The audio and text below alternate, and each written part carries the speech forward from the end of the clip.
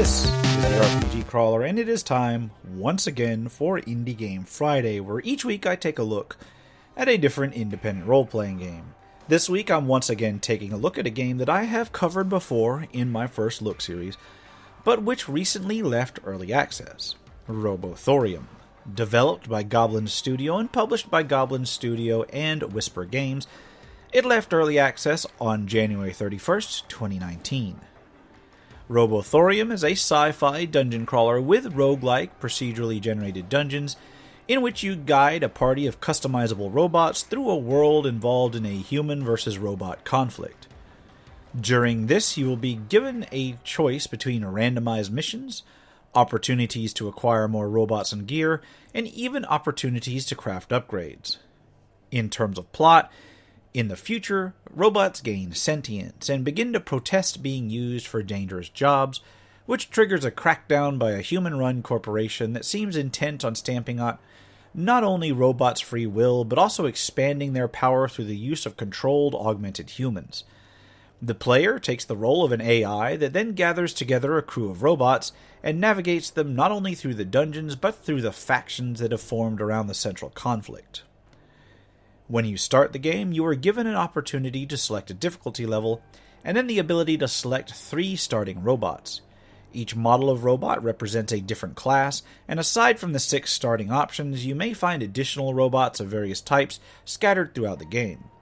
Many of these robots correspond to classic RPG tropes, including tanks, DPS, healers, and so forth. A party can eventually have up to 5 robots, although your roster can extend well beyond that, with each robot having a type as well as a number of different attributes. Each robot has 6 equipment slots, which may be outfitted with different gear or parts, as well as 7 main attributes. Shield, which is a regenerative field which protects the structure. Structure, which functions as the robot's hit points. Resistance, which reduces damage taken. Regeneration, which regenerates a bit of shield at the start of each turn.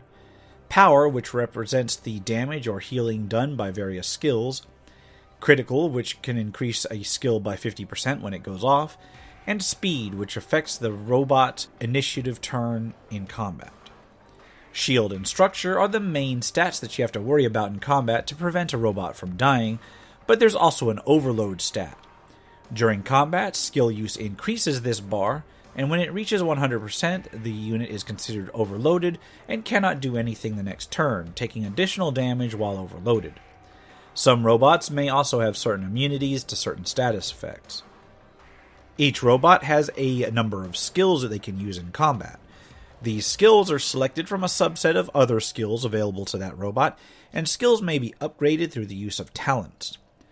A robot gets experience for combats that they're involved with, and at certain totals they gain a level, where each level they gain grants them a talent point, which may then be spent on the talent rings. Talents are arranged on concentric rings, with talents on higher tiers being arranged on the inner rings. Each talent may upgrade an existing skill or ability, and the next higher tier talent may only be taken after a certain number of lower tier talents have been taken already. Initially, missions are selected linearly, but as you proceed into the game, you are given options to undertake side missions in addition to the main storyline mission. Each mission consists of a randomly generated series of connecting rooms with one or more objectives scattered throughout. Each dungeon is constructed solely of these connected rooms, which present your team on one side and any enemies that may be within the room on the other, and then possibly different interactable objects scattered throughout the room. Exits may be available in any one of the 4 cardinal directions and may be taken when the room is empty. Each dungeon also has a danger level, which can affect your chances of success at various tasks, the enemy's abilities when they confront you, and so forth. Danger increases as you trigger traps, and so on and so forth. In rooms with an interactable object, the object may possess a single button to press, which may be associated with a chance of success, or may present a series of options, each of which has their own chance of success. This can range from a group of people that you can approach and let them go or slay them automatically, or an object that requires you to search through it with a certain % chance of success, or even a robotic trap or device that may offer the chance to hack it or destroy it or skip it, and so on. Generally speaking, the chances of success are clearly described, but aside from that, it is just left up to random number generation whether you succeed or not. Some items may grant items or currency on a success and may damage the group or change the danger level on a failure.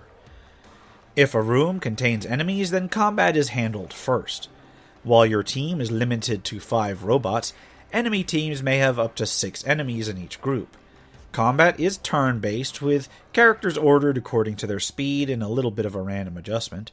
Each character has 2 bars over their head. One is in red and blue and represents the shields and structure, with shields in blue and structure in red. Shields may be regenerated during combat, while structure must be repaired between missions. There's also a smaller bar underneath that represents overheating and overload. As skills are executed, as I described before, this bar raises and an overloaded unit eventually hits the limit of that bar and cannot do anything, as well as taking additional damage from attacks while in that overloaded state. In terms of skills, each robot has 4 main skills that they can use in combat, as well as a 5th one that can only be used when a certain amount of time has passed. Generally speaking, one of these skills is a basic attack or other basic action, which allows you to do something while reducing your progress towards overheating. The other skills all generate heat and may be more powerful attacks, attacks that jump between enemies, skills that buff or heal your own party, skills that inflict status effects on opponents, even skills that may vary depending on whether you target an ally or an enemy.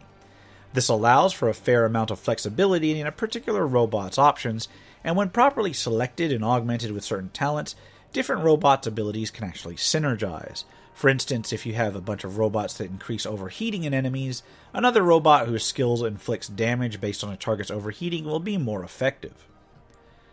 Play then proceeds by turns until the enemy or party is defeated.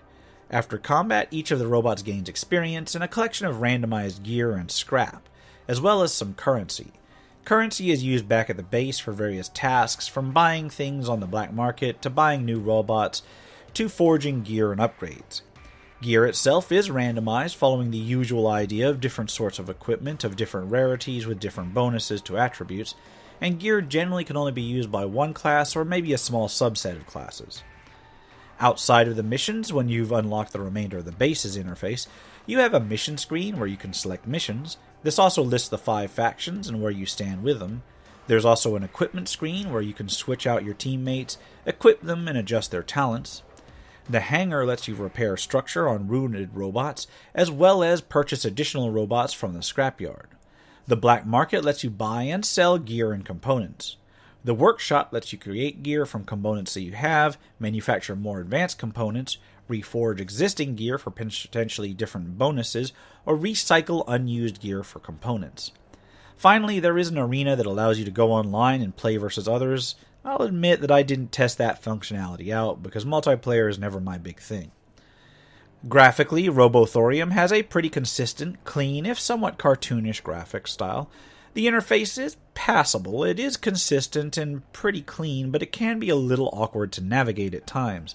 There's a lot of symbols to represent the various robot classes, and memorizing them can be a pain, which can impact gear optimization, as you may constantly have to compare different pieces of gear to ensure that you're looking at the right one for a particular class. This isn't so much of a problem on the inventory screen, where you can select a unit and it'll highlight what that unit can equip, but it can be irritating when you're trying to get something from the black market or the workshop, where there is no option to simply switch over to the characters to find out which ones they can actually equip. Now, the music is pretty solid, at least if you're into that genre, and for once I didn't feel particularly compelled to shut the music off, so I guess that's a plus. I will say that I have seen people reporting bugs regarding the overall level generation, although I personally didn't encounter any of those issues during my playtime. Combat, however, I do have a little bit of a problem with. Due to enemies possessing shields just like your main characters, combats, even generic hallway combats, can drag on and on.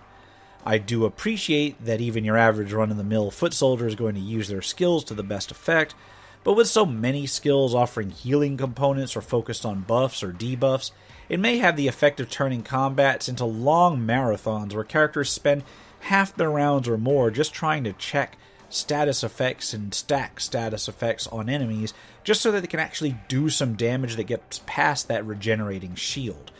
In my opinion, it's Robothorium's most glaring flaw, and it seems to be a design flaw with that actual method of combat itself.